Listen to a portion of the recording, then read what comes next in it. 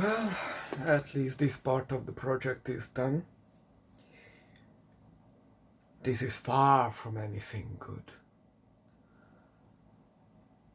But it has more action in it and better placed actions than the previous The Amazing Spider-Man, so it's maybe marginally better. I have a theory.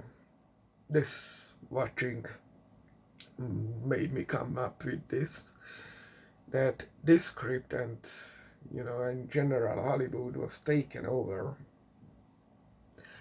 by drama writers. Someone in Hollywood likes to write drama, or the drama writers like to write drama, and they somehow take over a project like action movies and absolutely horror movies. I don't know why they are allowed to do that. I very much suspect their goal was always to switch from drama to horror, because horror is a safe bet or something, and no one likes drama. It's like the classic plays, like Shakespeare. Not the comedies, the tragedies. No one likes those. Those are shit. Similar works also under that umbrella. People don't like classics. Yeah, we don't like the boring piece of shit, which is miles outdated. So there is a technical detail with the Spider-Man suit I wanted to bring up. I always forget that. The Raimi Spider-Man had some plastic, I guess plastic and not glass, uh, eye thingy, and that broke, so that was a risk of injuring your eye. The Amazing Spider-Man's eye is some kind of metallic thingy, so that's probably a better solution for it. That over, what makes me think this is written by drama writers is there are long pauses between words and sentences. There are a lot of repeated information. There are a lot of useless information. There is a lot of dragging for time. The dramas are walking up and down and that kind of bullshit. So, like, when Peter,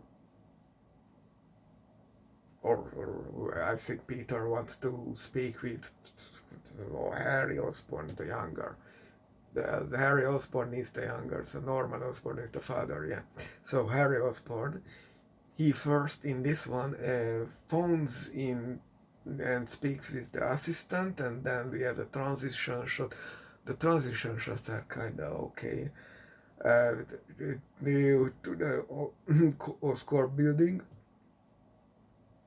Then we have Peter walking in the building. That's so unnecessary for an action movie. Action movie is not drama. Drama? Sure, do it, and I don't care. But an action movie requires action. So where there is no action, you should cut it out. And you should have dialogues that are not just soap opera fillers and not repeating what we already seen, what was already communicated to us in any form. An action movie should not do that. This is like 2/3 of it is that. It should have been gone. And it is a very badly made movie because I've seen this like a couple of times. Unfortunately, only for challenges. And at the beginning, the chase scene, someone is trying to steal away some Oscorp car with whatever yellow liquid is filled with, in the Guardians of the Galaxy, it's pretty much the same props. It does the same energy cell. Is the same guy who is at the Rhino. Fuck if I know.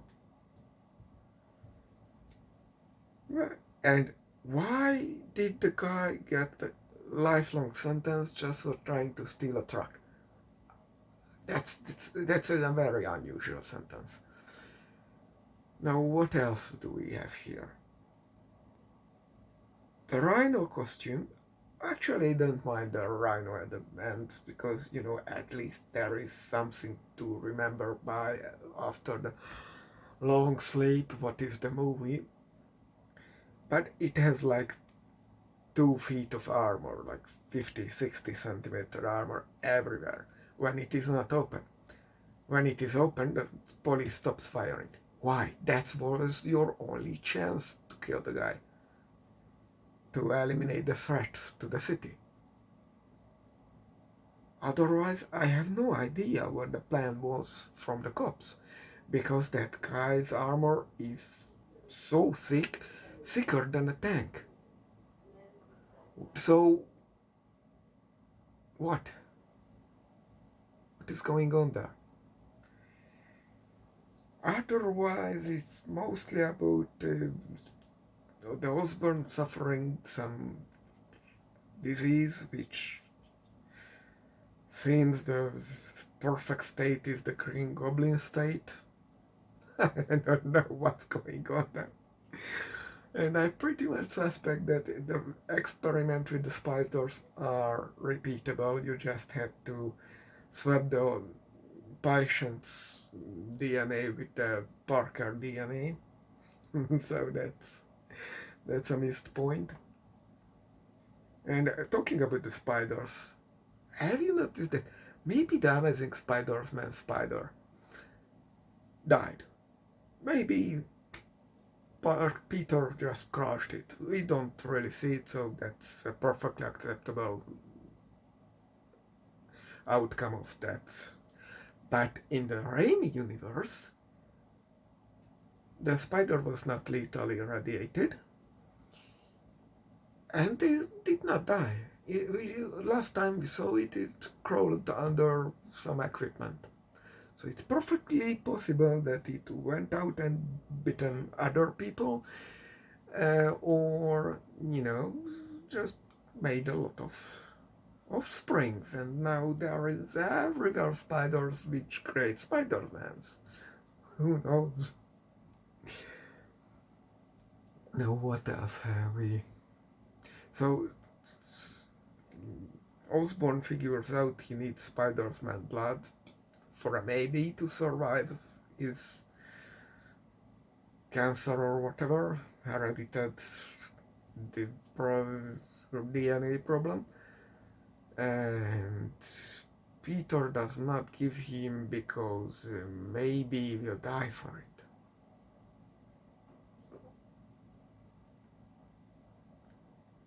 Osborn is right, he's dying anyway. And maybe it will cause some unforeseen mutation.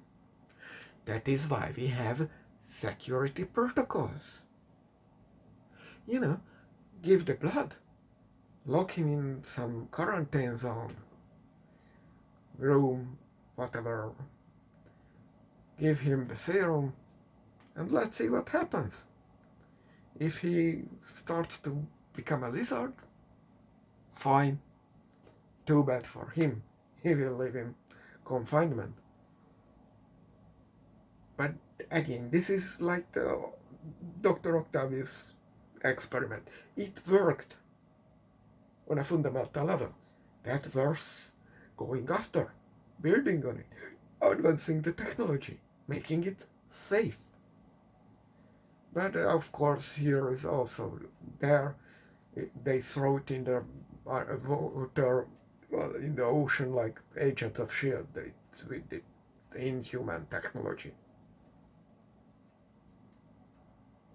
Here they just burned it, sent it to the incinerator. Why? I have no idea. It just needed more experiments and adjusting the formula. I still have no real idea what was with, the Shadow Man.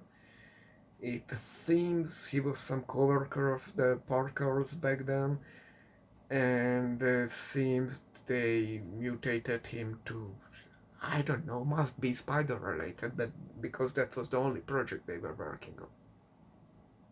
But we don't see him having any deformations, so your guess is as good as mine. For the rest, they built stuff for, or acquisition stuff for other supervillains. There is Darkman, there is Osborn the Goblin, there is Octavius Tentacles, there is Vulture's flying apparatus, and there was Rhino. Who would have been the Sinister Six? Because we only have 5 characters. Well, if we even have 5, maybe we only have 4 because Darkman is the head of the operation. Your guess is as good as mine. And what was the plan of the Sinister Six sending out Rhino on a rampage? Your guess is as good as mine. For Stacy going to England, deal with it, grow up, for fuck's sake. This Peter Parker is very close to Evelyn. And the snap, you know why it was influential in the comics? Because Stacy's father still lived. So that influenced the relation with the police and the public image of Spider-Man.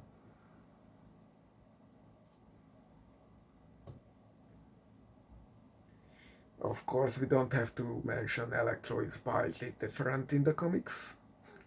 That's a stupid costume, if there ever was one. I would like to see someone do a proper Electro costume in real life with the mod everything we have today. I would like to see it if that could work. Because that's a fantastically bad costume. But otherwise, this movie relies way too heavily on CGI. The metallic Spider-Man costume, the Electro, the that's everything. And you know what's the problem with Spider-Man? Of all the franchise, it gets boring quick. It's always suffering, and it is always fighting the villain, losing, fighting the villain, winning, story end, or issue end. And there is also this swinging on the web. That gets boring very fast. And we've seen that for like 5 movies in a row.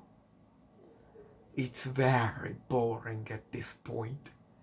And this movie offers nothing else.